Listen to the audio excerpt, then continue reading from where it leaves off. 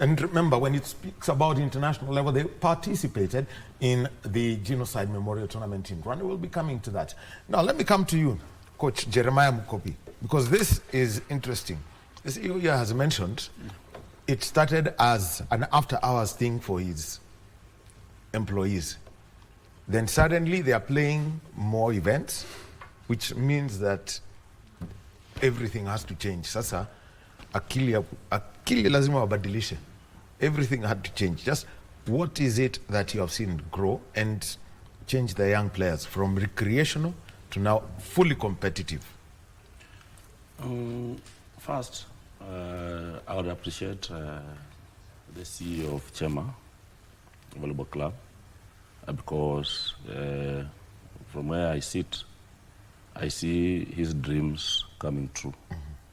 Because having come up with a mind of from the hobby recreational sport to make it now a formidable sport in the company, and now going global for the same is a great mind to him.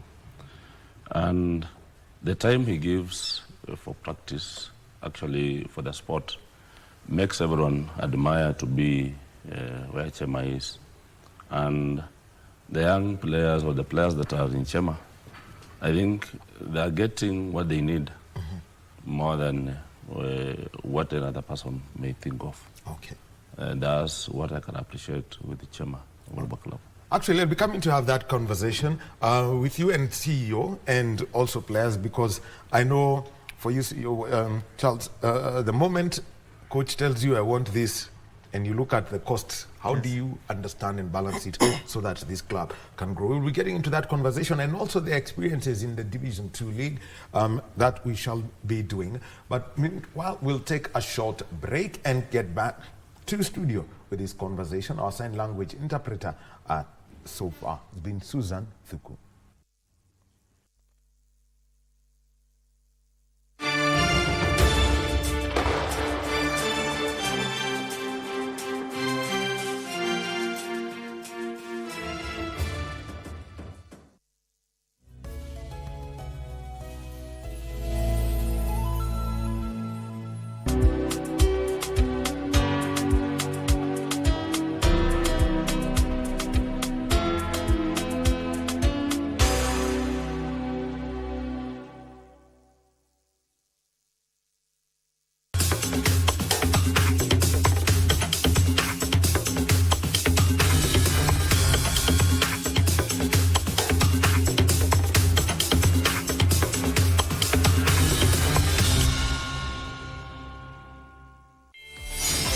Hello, fabulous ladies. Welcome to the talk show that's all about sisterhood, empowerment, and unfiltered conversation. We will be focusing on women. We believe in women. We are really changing. We are creating a safe space for women to connect, thrive, and share.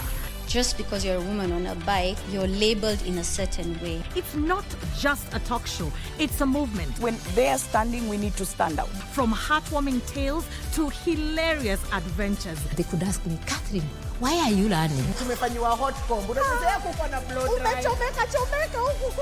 We are turning the spotlight on women who are breaking barriers in their individual fields. You have to have a vision. You are the leaders of Kenya today. Keeping it honest and relatable. Mental health is real. Yes. Where there is no communication, there is no relationship. Join the sisterhood on KBC TV for Dada's show. And Lamin Kamara with his first career goal. Ni muda wa kuhesabu kwa ajili ya kusherekea fasili na asili ya soka barani Afrika. Ligi za ndani na magwiji wasiotambulika. Mangeni Alvin anaichanja ndani uzuri. David!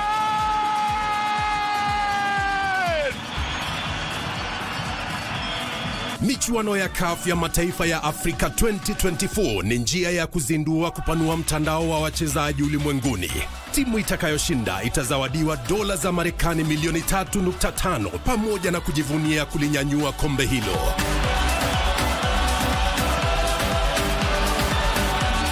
Pata manufaa zaidi kutoka kwa CHAN 2024 mubashara na kipute cha kipekee kwenye runinga ya KBC Channel 1, mwenzio wa dhati michezoni.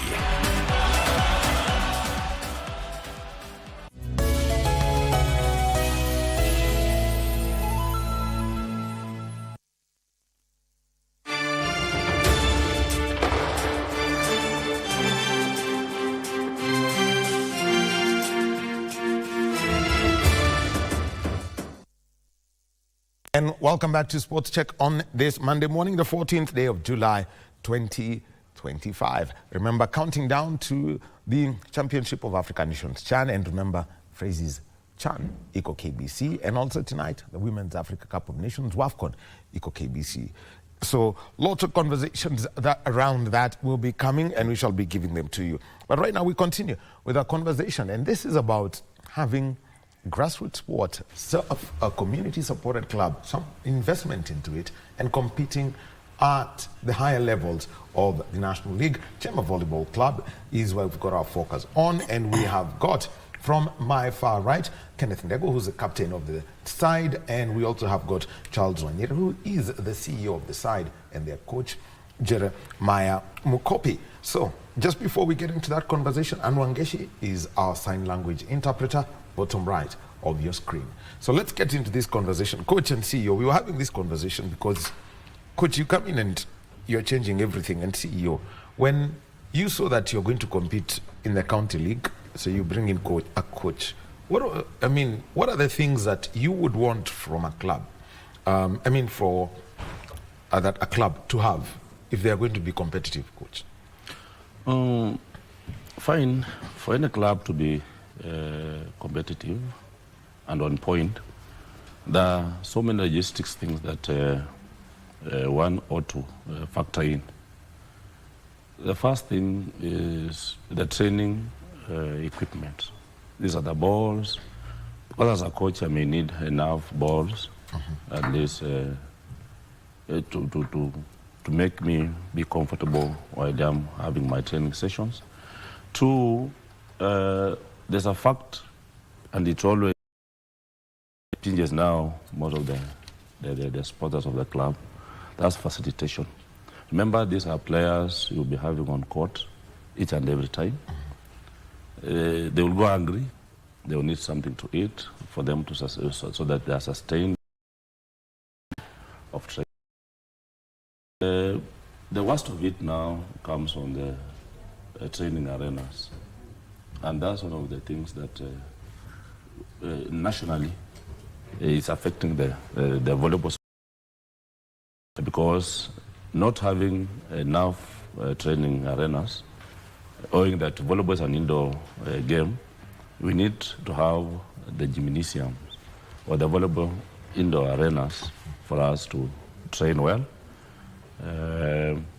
With the weather condition around, the outdoor volleyball is outdated now. And for us, at least to be in the safer side, we need those arenas to be around. And I know it may be one of the things I may go for my CEO, now that I'm going to the top league. It's one of the things I may request from him. So you can see how expensive it is. But now, because you want to compete well with the big boys, definitely he ought to come up with it. Actually, because when it comes to infrastructure and volleyball, I know it's a very big challenge that we have got to agree.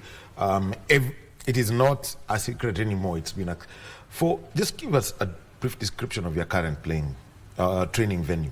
What do you have? Actually, when we started the club and the CEO decided that now we are joining Division 2, we used to train from Juja. It's an open ground. The surface is hardened. But when things got tight, actually we shifted our training from Juja to Nyayo Stadium. You see, already it's expensive on his side.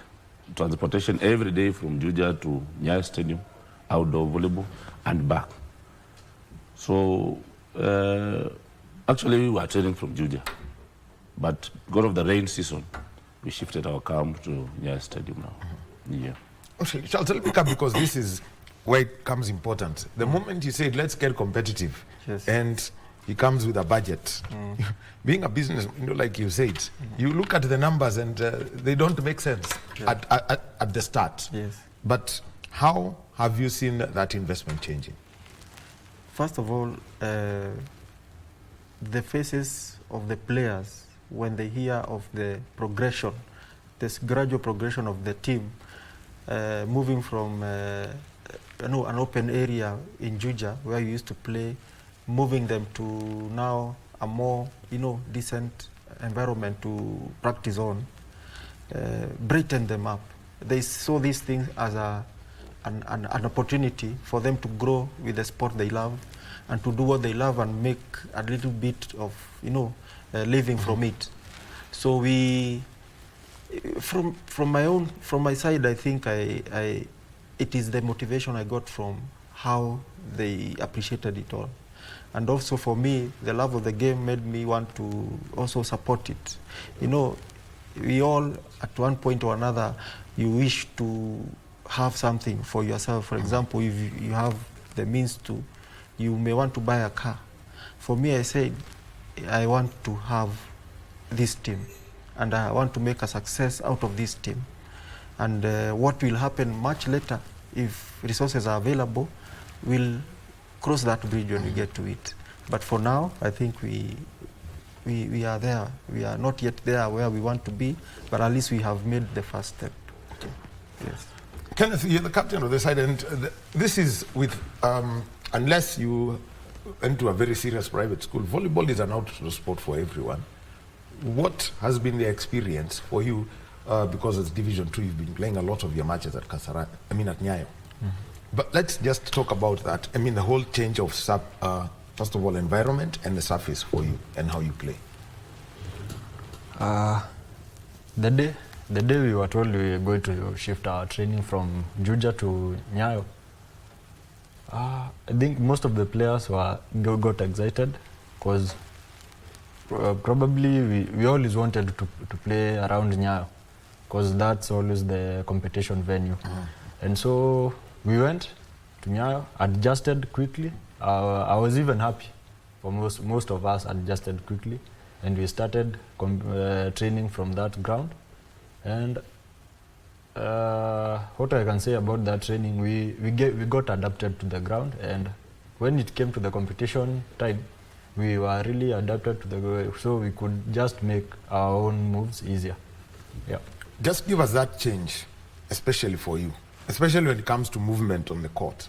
How different do you feel playing on dust or grass and moving on now to either the concrete, Nyayo indoor is concrete and outdoor has got this stuff? Yeah. Back then at Juja, the surface was a bit rough, and you could find a little of chip-ins around, so the movement was a bit hard. So you could, anytime you could go and reach for a ball, you could just find yourself sliding. But that's not the case in Nyayo. Nyayo is a bit smoother, and movement at Nyayo is a bit easier rather than on a hard ground. Yeah. By the way, Coach Nyayo, when Musonyo was here, and he's the one who has the keys to Nyayo. Are you training?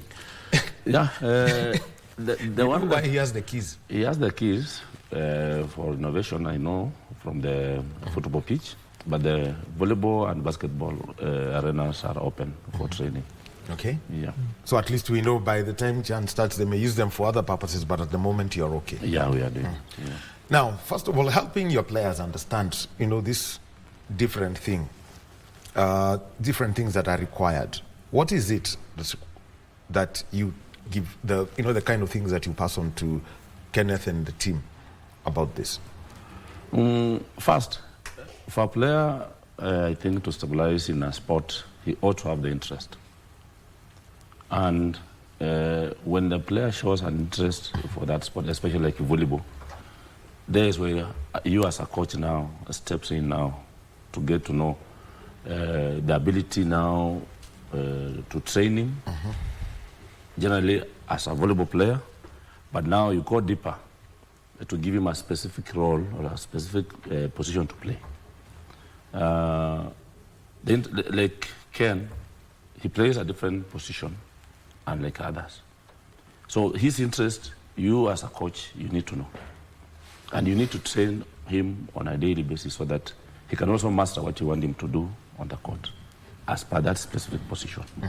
So they vary in different areas. Let's call him the libero. What is it that you want from your libero? For the libero, actually, is a defensive player on the back row of the court. So I will need more of diggings from him, and then he should be a good passer. The service reception he needs to receive well, for me to give him a title of a libero. And then there's that intelligence in a libero that the reflex going to the ball should be so quick. Those are some of the qualities of giving him to be a libero. So if he does not show me that, then definitely I go to another position to train him for that position. Yes. All right. So let me come to this Division 2 that we have. And I'll start with you, Charles. Having looked at, this year's Division 2 competition, how heavy is it? I think looking at the past, this season we've had the most competitive and most unpredictable league ever we have played in this country. Towards the last leg, which we played over this weekend, we had more than 6 teams that could come out as winners. All of us had a difference of about 2 to 3 points apart from each other, meaning you lose one game, you are out, or you win and a game. And the funny part is that all of us had a game to play with each other. So it was the most competitive and the most difficult I've ever seen in the life of volleyball in this country. Yes. And this is not the top division we are talking about, Yes. because the top division is where you find GSU, KPE and that. Yeah. And Ken, you're the one who is always on the court. Just take us through about, these teams you're playing against. Thinking of who, Eldowas and the likes. So I personally have been playing Division 2 on some past teams, and what I can really say about this year's Division 2, as my CEO has said, it has been really tough. Playing a team like Eldowas, that's a team that's playing their system. So, and also us, we got our own system, but there are some things you find us playing, they are doing them differently. So you find tackling a team like that it's been tough, and it's because we've been training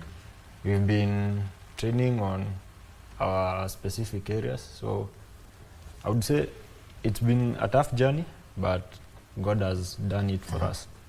Yeah. Let's also talk about Simlo, because that's an institutional side that's very well supported.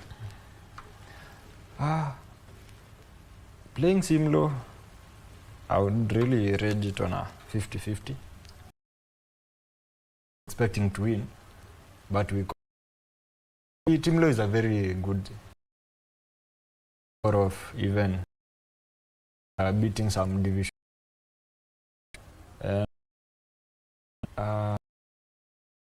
Composer to know their weakness. We upped our to win. Yeah. And from the experience, playing that intense coach, Yes. having to manage your players to, if you go play international, you are the Genocide Memorial, play a game a day. But here in Kenya, you can play 2 matches a day. How do you keep your players fresh and focused on what we have? Because we can fully understand why, for example, Park.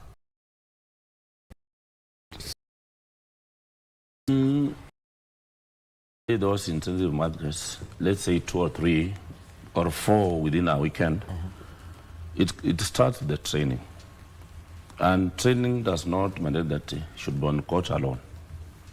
There's gymming session that we pass through our players. They attend gym, that endurance, and it's one of the areas that packs us out most of the time. If you see the Division 2 teams we are playing with, I think we have showed some strength more on endurance, and that endurance makes us, or has made us, play more matches, not tiring away from the court.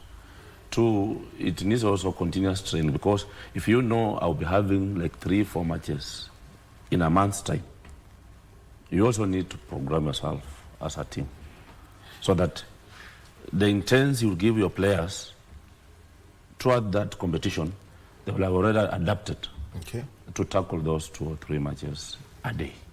And most of my players have been doing that. So you sit down, have a good program out of what you are doing to them, with the intent that at the end of that month, you're having a couple of matches to play. So I need to see your endurance and to it.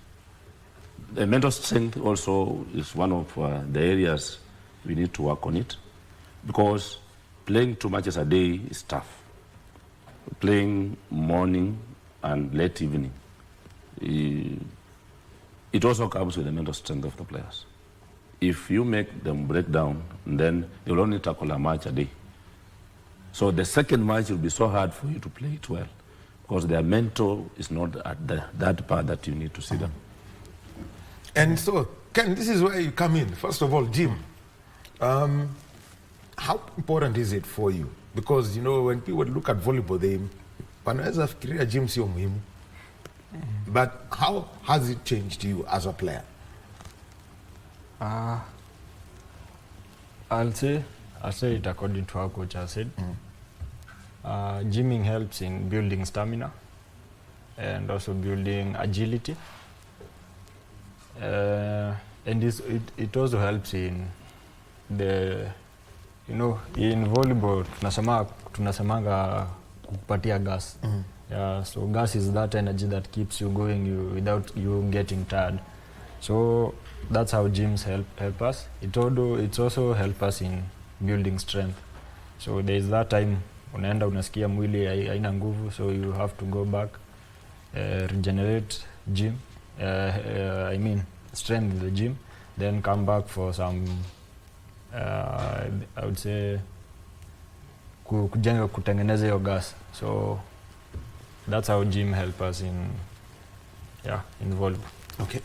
And actually now, the other thing is adapting to playing, say, 4 matches over a weekend.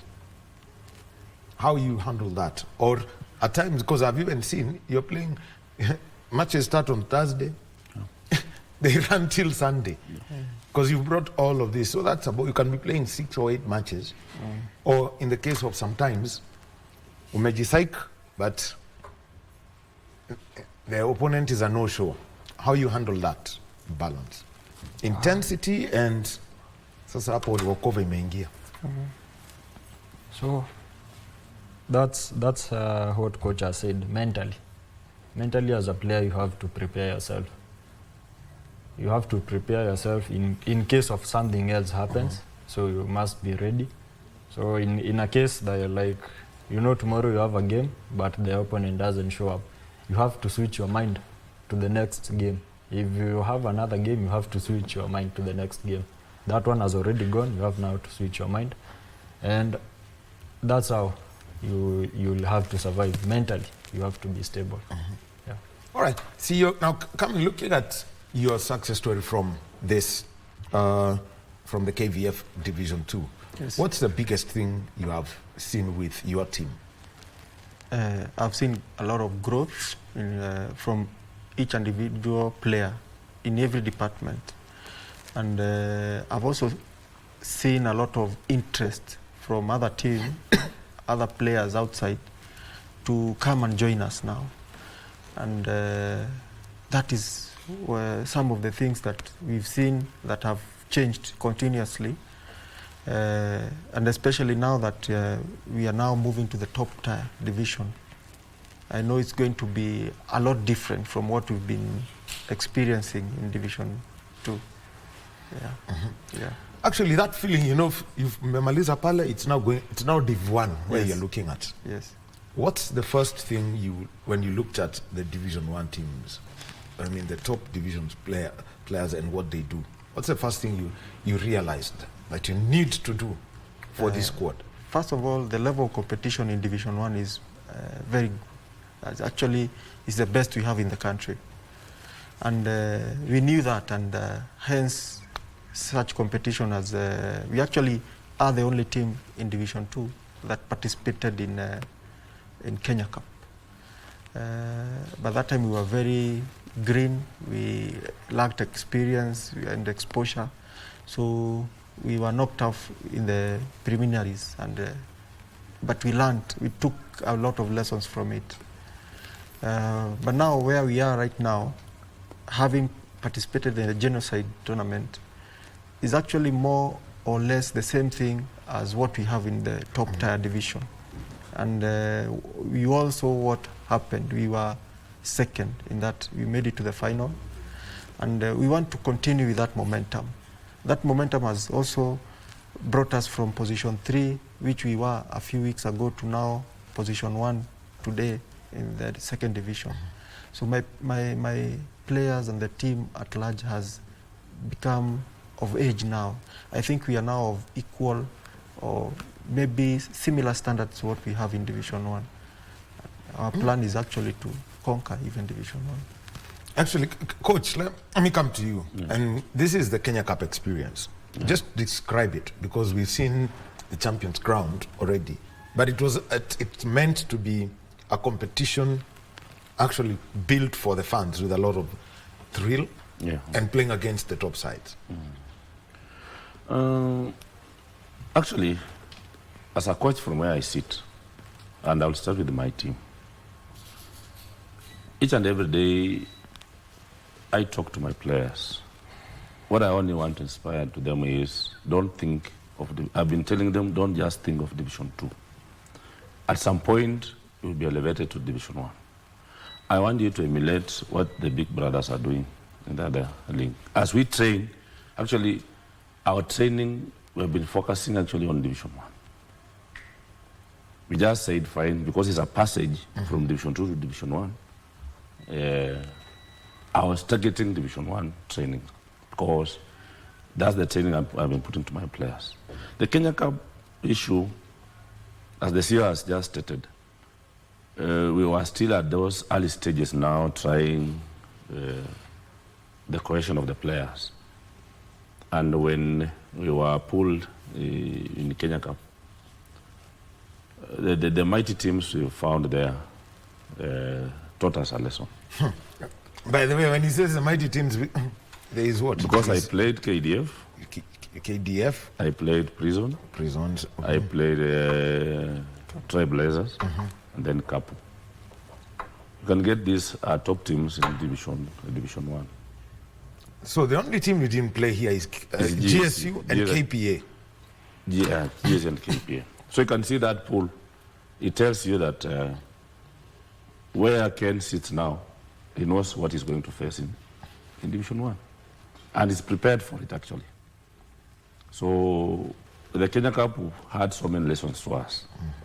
And I may also congratulate the organizers of that cup, because out of now the league fevers that have been there, we have something that now we can call an extravaganza, but it's showing the talent that is in Kenya now.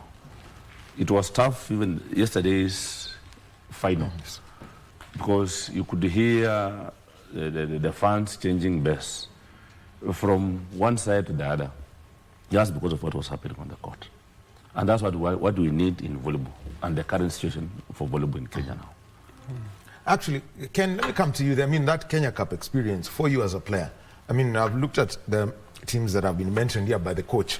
KDF, Prisons, former champions, Trailblazers, they're rising up fast. Kapu, I think they gave, they had given Prisons a scare in one. I think they beat them. They beat them, yes. It was a shock result, I think, from the first weekend of the Kenya Cup. Yes. If I'm not wrong, I think the first weekend. And KDF also coming in, you know, also getting a little bit of a shocker from that cup. What was the whole story you can take home? I could really say it was my first time playing. I mean, it wasn't my first time really, but having opponents like KDF, Prisons, Blazers, and Kapu in one pool.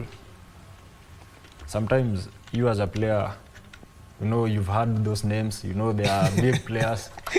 So sometimes you will always think, well, am I going to really get out of this pool? Or maybe I'll get a chance to even beat or maybe one team. But according to the training that coach, at that time we were really growing up, but we were still with coach. So he was still talking to us. Most of the names, and at least you as a player, you are still telling yourself, pale lazima nitapita. You won't block me, but I'll still pass. So we also had that courage, also being a growing team. And we really learned a lot of lessons. And those lessons were the ones which made us until to where we are at number 1. And I would really say thank you to the organizers. They really helped us learn a lot from that tournament.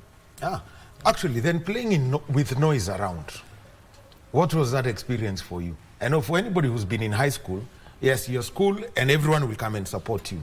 But in sports, go and find the KDF and whatever and the songs they sing can intimidate you. What was that environment? I would say probably for noises and for maybe the fans. Some players, I would say some players don't like playing around those kind of noises. They would say maybe they are always affected, but it also returns to your mental health. You know you got a game to concentrate on, so if you just put your mind a little far away from the game, you just find yourself doing some mistakes in the ground. So yeah, you know you are not going to take the fans away from the ground. So you just have to adapt to that environment, play on it. And anyway, a fan can say some words, but you're not supposed to listen. You're supposed just to concentrate on the game. Yeah. So now let's come to Charles, the CEO of the club. You know, for you to, for example, to pick this, to make a decision that you can have your team travel to Rwanda for the Genocide Memorial Cup. You know, it's, first of all, even traveling itself is a big story. Yes. And making sure that you have the right pick. Yes. What inspired you to, you know, give them that, you know, that chance to travel the region? I needed to give them exposure. Division 1 was within our reach from in Division 2. Most teams in Division 1 had engagements with the National League winding up and Kenya Cup gearing up also. So I thought it was a good opportunity for me, because it's an East African country that is within reach, to go and look for that exposure there, which was a bit expensive for us, but you know, there's no good thing that will come easy. You have to work for it, you have to sacrifice resources. And for us to get to the level we've gotten today is mainly and largely as a result of what we gained from Rwanda, and what we've also gained from our local games that we've played. And also the motivation that this player get out of me as their CEO, that I am committed to making sure that they participate in those matches even outside the country, gives them the morale and the will to continue fighting for the club out there on the court. Yes. Coach, you know, selecting a team to go play in the Genocide Memorial, because, you know, in Rwanda, the moment you send a team there, the first opponent you probably will know, the name that comes automatically, APR. And for Ken and the rest, like he mentioned, some players are afraid of names. I would say God was on our side, because the initial dates for Genocide, that tournament was postponed. But get it from me, it was postponed when already we are in Rwanda. And that's what I'm saying, CEO has a big heart. You know, he took a whole week for us again to be in Rwanda, play or prepare for that genocide prior, playing the friendlies. And you see the friendlies we played, I played the top teams in Rwanda because I played against APR, I played against the police, I played against REC. The only team that I did not play against, the friendlies was Kepler and Kisagara. So after playing those friendlies, we were called back again because now the dates that were set were far away that we could not sustain to stay in Rwanda for that time.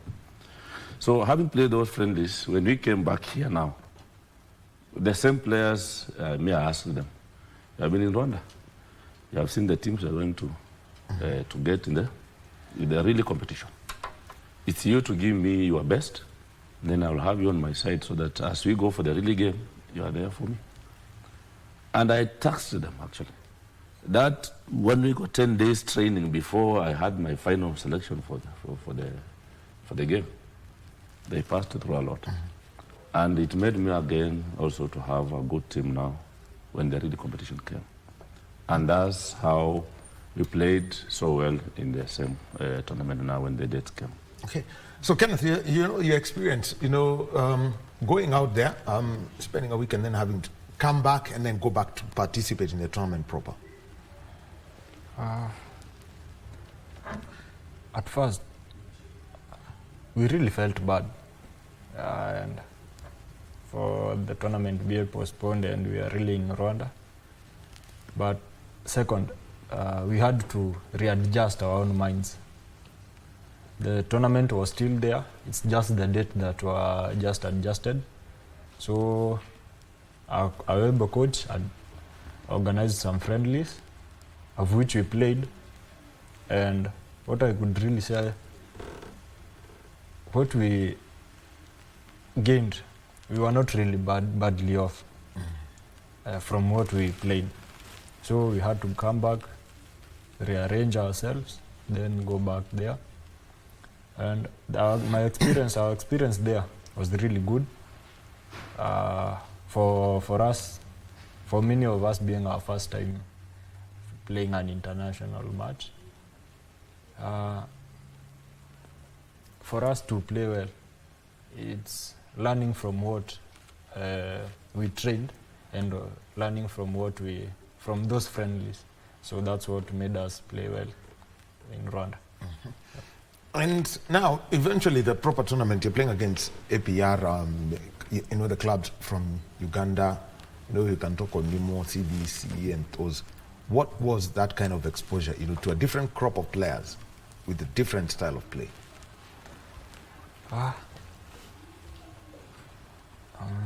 For me, or for maybe for the team, we could really see a very different kind of play from them. Could really see another kind of system that they used to play. Maybe for us we didn't have, and for us I really saw a great exposure and a really great experience from some of the players. We've been really hearing about some of the players and we've never met them. So like in my position, I'm an opposite. So I just saw what other opposite did, and I really saw there is some experience that I need to gain. So I could really see how they could play and then come back and execute the same thing they were playing. Actually, opposite hitter, that is a very offensive position. And just quickly, you could just give us the six playing the playing positions in a team.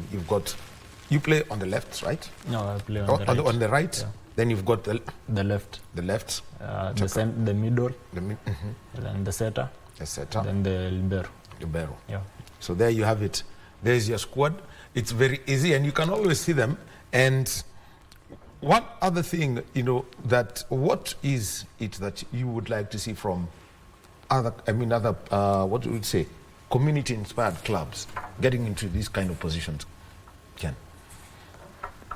What I would like to see from them, we need to see other upcoming teams from communities, because communities are capable. So we just need to support the young players or the local talents. So for us, we really started from a humble ground to where we are right now. And for that, to be where we are right now, I would really thank our CEO for really supporting us. Because we won't, for the communities, we won't come out from where we are unless we have someone to support us. So if we have 2-3 supporters in the communities, the community is really capable of coming to the level we are right now, or even a more higher level. Okay. Now, Coach. Yes.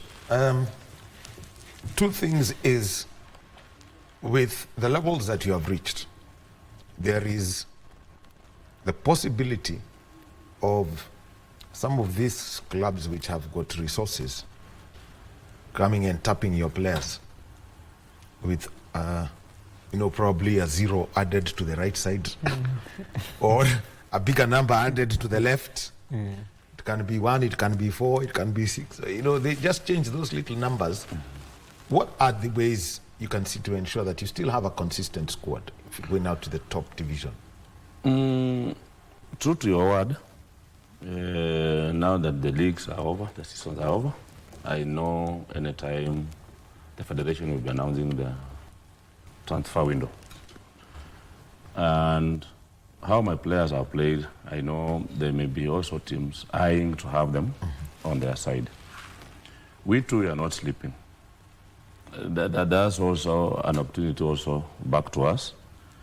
And the first approach I think we are also doing to ourselves is what that a club is offering. If you can offer the same, then I don't see the reason why I can lose that player to that club.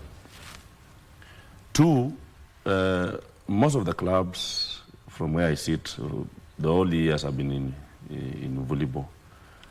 Other than those employing permanent jobs, the rest of the clubs, for you to have a player on your side on a permanent basis, is just giving him a contract. And it's an issue that has made some of the formidable clubs to lose players. So we are trying to seal some loopholes. We are not saying that we cannot release our players to other clubs, but if they can give a better offer than what you are giving, good to them to go to get more exposure. But we are also trying to make that those players that we are having, they also get a better offer from us to counter the same. And that's our target. 2, injecting new blood in our team, the way CEO put it at some point, we have gotten so many requests from good players, not just within Kenya, even outside. Remember, we had just talked about the genocide. Yes. Among the East African teams, we have those players, or we have the players who are opting to come to us. And our hands are open. If we go international, it means what? Getting a player from Cameroon to our club, and he plays for us well, we cannot say no to it. The moment we agree, we have the terms and conditions that are favoring him, we are ready to have him on our side. And that's our target, actually. Because if my 3 players have joined a different team from next season, those are 3 positions that I should also recruit. And I'll go for the best. Because I'm going for Division 1, where now storms and rain are there. I should have good umbrellas for myself in my team. Because the CEO needs results from me. I also need results from my players. So I also need to invest in the best players for me to be on the right track with the league I'm going to face. Well, you can see that the pressure is top down, from the CEO to the coach to the players. Yes. Now, Charles, let me, because we're coming to a close, things that you would like to see do. For example, you've supported this club 5 calendar years. Yes. No mean feat. Yes.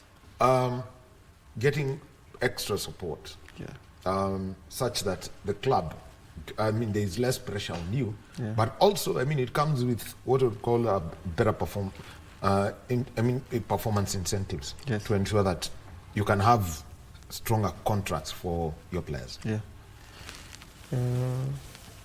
We are, as a volleyball game matures within the country, we are looking forward to having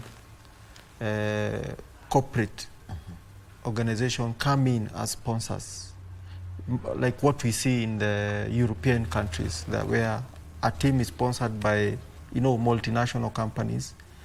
That would really help us as the local organizers or people running sports to improve the livelihood of the players and also increase the level of competitiveness and also the game for the team to also go a notch higher. The other thing is, of course, the involvement of the government to give people like me incentives or in terms of, you know, probably rebates in terms of taxes and all that, so that we are able to recover the expenses that we incur. And especially when we say recover, we mean probably if we are given some leeway to have these expenses recognized in our returns, then we can pass on the same to our players through increased benefits.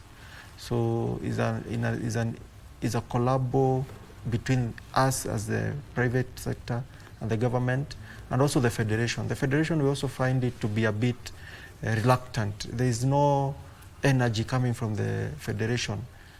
Having played in Division 2, most teams, us also being there, we felt that we were not looked the same way they consider the Division 1 teams.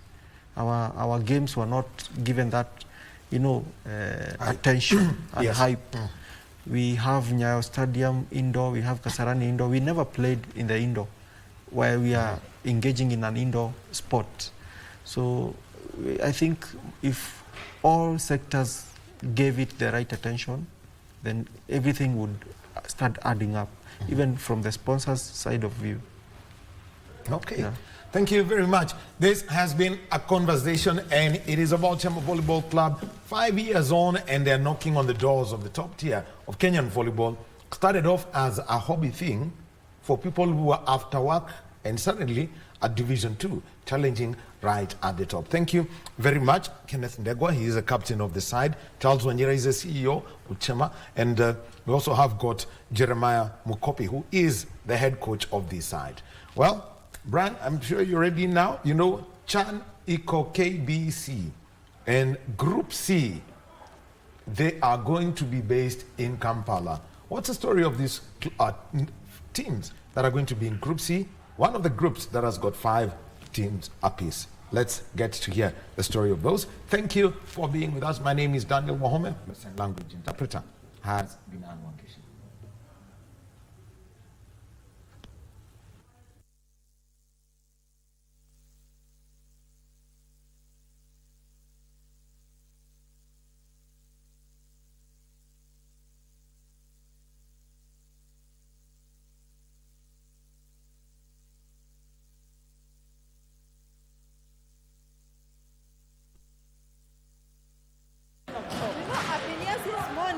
Meanwhile, the stakes are high as clubs intensify their preparations for the Kenya Cup semi-finals, which are scheduled to take place this weekend at Kasarani.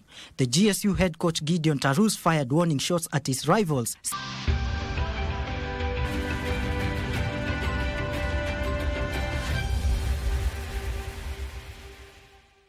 Chikati, you'd better know how to greet the locals if you're heading to the Uganda for the African Nations Championship, which they are co-hosting with Kenya and Tanzania, where Simbo Jambo or Habari will do.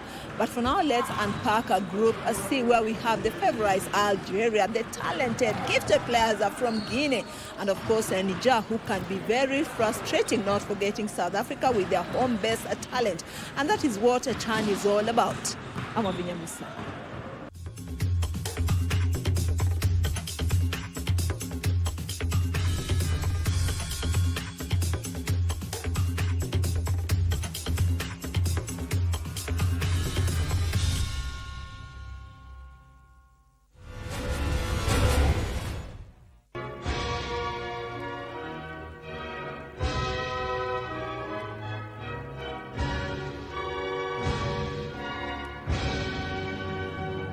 Group C matches will be hosted at the Mandela Stadium in Uganda, and the Cranes will be more than happy to have that home support to go past the group stage, which has been their home in all their 6 appearances, with the previous one being in 2022, where they missed by a whisker after tying for all with Ivory Coast in Group B, but with an inferior goal aggregate.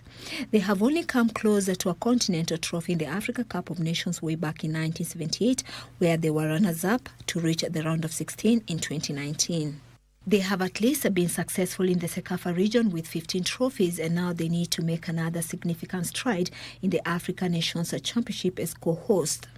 Oh well. I think the Eritreans are in trouble here. That was an obvious push to Danny Serenkuma, and a penalty has been awarded. Oh, well, the experience shows here, and Uganda are 2 goals ahead here. Oh, Eritrea backtracking a bit, backpedaling, and Danny Serenkuma picks up that loose ball. He is watching the defender, is following him, but he's much into the box and cuts it across, and they have been punished for that mistake again. بأي كيفية وبأي طريقة بعدما قاد العملية ثم رجعت له من عند رفيقه مصطفى جليت مثل ما جاءت يسددها بروعة في الزاوية اليمنى من مرمى الحارس حمزة مونجي. The Uganda Cranes have met Algeria in the 2011 CHAN, where they lost all their matches, as the North Africans have proceeded to the knockout stages to beat South Africa 2-0, to beat their North African rivals Algeria in the semis and reach the third-place playoff, where they finish 4th after a solitary goal defeat by Sudan. The Desert Warriors of Algeria came closer to winning the African Nations Championship in 2022 when they finished runners-up as hosts, to be beaten in the finals in a penalty shootout against eventual winners Senegal. They can at least boast of 2 trophies in the Africa Cup of Nations in 1990 and 2019, while reaching the round of 16 in the 2014 FIFA World Cup in a fantastic campaign. The 2021 Arab Cup champions are one of the favourites for the 2024 CHAN title in their 2nd appearance. Finals to lose 2-0 to Algeria and drop out in the group stage in 2014 as host in what must have been a heartbreaker for their home fans, but at least they beat Mozambique 3-1 and drew 1-1 with Mali in Cape Town. The 1996 Africa Cup of Nations champions, who finished 3rd in 2000 and 2023 editions, are more successful in the COSAFA region with 5 titles and have made 3 appearances in the FIFA World Cup finals to say to CN in the group stage, so they're capable of advancing in the knockout stage of CHAN, having learned their lessons. Puts it through to Ranti to bop into the back of the net. Algeria 2022 semi-final number 1. Greetings from the Mouloud Hadfi Stadium in Oran. From COSAFA, we head to Wafu or West Africa to unpack the demeanors of Niger, who have appeared in the African nation.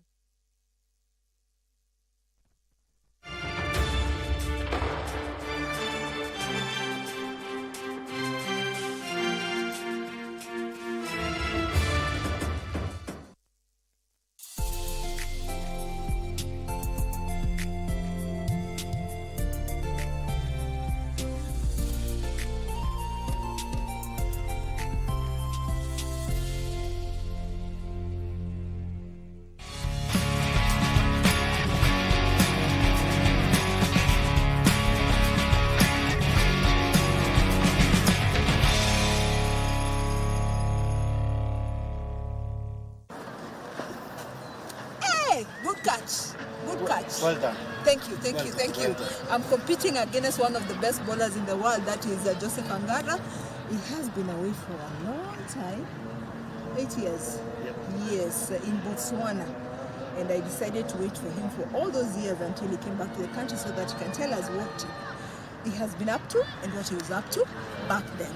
You know, every time you wake up in the morning and you start visualizing on what you're going to do, you're looking at that Sachin on your face, you're running in and bowling to Sachin. The cool, calm and collected Joseph Angara came into prominence back in 2001 when Kenya was taking part in the Standard Bank triangular tournament between South Africa, who are the hosts, Kenya and India, where he played his heart out to humble the legendary Sachin Tendulkar as Kenya beat India by 70 runs. Well, that was a 3 series in India. in South Africa, that with South Africa, India, and Kenya. So it was in Port Elizabeth that I was man of the match. I got 3 wickets for 30 runs, and my main wicket was Sachin Tendulkar. So we beat India in 2001 in South Africa. I'm still digesting the...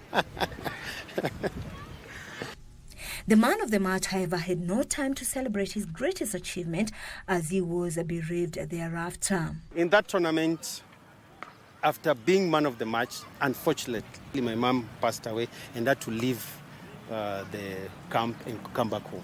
He gathered his courage to feature for Kenya in other series, notably the Sharjah Cup and most memorable the 2003 ICC Cricket World Cup, where Kenya reached a historic semi-final. It was a long journey, and that journey, as I said again, it started in 2003, that when you find from 18 players, 10 coming to play in that World Cup, that was hard work. We knew each other. We knew our positives and negatives. We cared for each other, and we were playing hard cricket, and cricket was competitive. And also professional cricketers from India used to visit Kenya most of the time. All Ranji Trophy players, national team players. Sandeep Patil came and played there. Chandrakant Pandit came and played there. So we were actually brushing our shoulders with top class cricketers every single season. And also our travels to India and to other countries coming in here really made us to be hard cricketers. This was Angara's third World Cup, having been a reserve in 1996 when Kenya beat the fancied West Indies by 73 runs in the group stage where they left, same as 1999 in England. Kenya went to the first World Cup in 96, which I was a reserve. 99, we saw that that experience, you come back and you say, guys, you know what, there's nothing difficult. Let's carry on working hard. We backed each other up. And when we came back, the confidence was high. The confidence, the motivation from cricket, Kenya Cricket Association was very high. We got contracted by Kenya Breweries. So that was the main thing that just boosted us up to carry on. My first World Cup was 1999. Then the second one was 2003. And I was a medium pace bowler. So I was a bowler. And I did my part. He was a regular for the national team back then, having established himself as a good fielder who picked up the skills at a tender age. I was born in Park Road. Park Road is just, my door was just opposite Sally Sports Club. So I could actually, we started in as ball boys, going to Sally, sneaking through under the fence, and just acting as ball boys. Then we were getting the balls on the side and just trying. So we tapped our talent from there, and then we started jumping in, and that's how we started playing cricket. Park Road has the Tikolos, the Dumbes, the Sujis, Alfred Boy, the Ngoches. They've all been brought up in Park Road. Not only cricketers, but also footballers. Paulo Nyera came from Park Road. Sami Omolo came from Park Road. So those are all stars who came from Park Road. It's the interest you pick as you carry on. Because of us going to Sali, every day we come from school and go. So we just got interest of cricket. Then now became a good opportunity when we started playing. We were tapped in, and may Premji Koda's soul rest in peace. He paid my school fees from Form 2 to end. I did supplies manage to end of my studies. It was at Swami Bapa where he built on his skills, surrounded by some of the best players the country has ever had. I played for Swami Bapa. That was my first club because majority of us were playing there. We used to be picked by a pickup from Park Road, taken to Kilimani, come back. The interest going to Kilimani, every Thursday there was that bajia, so how kids are. So we won enough trophies at Swami Bapa. Swami Bapa is one of the biggest clubs, very biggest clubs that has won all the trophies. You can name them in the country, and produced majority of the national team players also, from Tom Tikola, Steve Tikola, name them, Maurice Ouma. All those are people who've captained this country. We won all the leagues, the six-a-side games. We used to go to Nakuru as the starting of the six-a-side. We won trophies there. We came NPCA League. It was definitely an NPCA League. Yeah, we were playing on all those leagues. And that's how they found their way to the national team to rise through the ranks. Club cricket was very, very competitive. Very competitive. So we were picked from there. Squad of 30, you go for trials, then you make your river there. I was also part of top bowlers in the league. So now you picked up from there and you give an opportunity. My first tour to India was 1993 as under 23. So from there, that's when we came. That was the breakthrough for the national team. We performed very well. Yes, we didn't win enough games, but it was a very good experience for us. If you look at the squad that went to India in 1993, 2003, 10 of us were in the squad for the World Cup. And he learned from the best to become one of the best bowlers in Kenya. One, I was very fit. I was one of the fittest guys. I was one of the best fielders. And now just to come and mold it with my bowling just made me to stand out. I was very consistent. I enjoyed everything that I did. I kept all my heart there. I was dedicated. That was just pushing me along. The players that we had, a core of players that we had, Martin Suji, Maurice Udunde, Peter Mondo, all those guys, Hitesh Modi, Ravindra Shah, Asif Karim, you call all those are legends that every time they come and just tapping your shoulder, carry on, move on, don't worry. Everyone, we were lifting each other, every one of us were lifting each other when someone is down. He was an inspiration to many and needed to pass on his skills to others, so he came up with a developmental program that has nurtured many. From a player, you finish, it motivates you, you ask yourself after your career, what can you do? And I thought Sandeep Patel and Balvinder Sandhu's thing really motivated me to be a coach.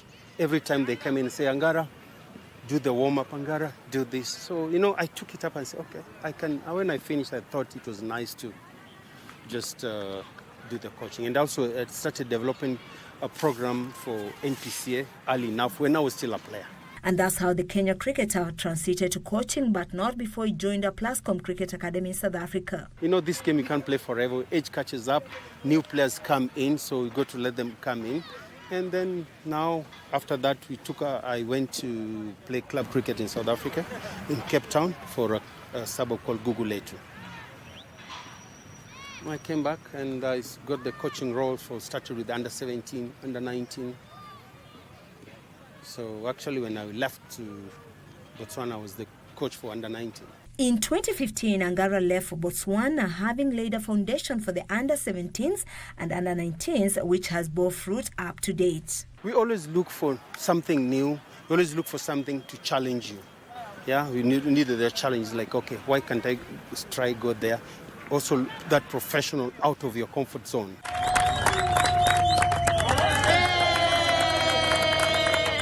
He has some memorable moments as the coach of the Botswana cricket team, which included a win over his former side. It's been okay, 8 years working with those. It's actually a developing cricketing nation. So I went there and, 2015, July. So I'm back, and what I've done, I've decided I left the structures running there, and I hope Botswana will one day wake up and they've started competing. I'm sure you saw we came here a month ago and you saw the performance. Joseph Angara could not have done it all without his family's support, led by his beloved wife. Definitely, my daughters are here. My wife is also working, really supported me throughout my 8 years in Botswana. Yes, they come visit on and off, but then it was not easy when you're staying away from your family, but sometimes you don't have a choice. You're a man, you have to go and fend out for bread. He, however, decided home is best in 2023, where he looks forward to carry on with developing the game of cricket. I'm looking for an opportunity that comes my way. I'm happy to work here for the Cricket Kenya when opportunity arises. I'm from national coach from Botswana. I'm working with the under-19s here, so you don't choose where to. When the opportunity comes, you still do what you need to do.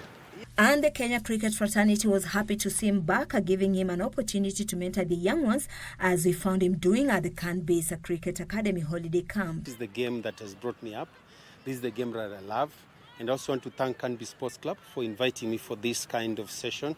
I want to thank KBC Sports Club for such an initiative to bring these kids here, to help them play the game. It's not only good for KBC, but also good for this country. And he does it all for the love of the sport of his choice. I love this game, and I can't sit at home and there's a cricket going on somewhere. And like I said, I thank KBC for calling me this opportunity. This is what we need to do in this country, to see kids playing like they're on holiday now. Keep them busy, getting out from their phones, getting out from their TV, getting out from their... Also relaxing. Too much work and no play makes Jack a dull boy. So this is part of it. I saw one of the boys here bowling called Fortune, and I say, wow, this is talent. And know what? He did play a different ball game, football, and could have been a legend of the game too if he had pursued it. You remember Paul Oduo Cobra? I was nicknamed Oduo Cobra because of Joseph Oduo Langara. So what is his favorite club, football speaking? I finished playing cricket, started coaching cricket, and that's what I'm doing. And I'm an Arsenal fan. Now, the English Premier League has started. I'm a big Arsenal fan.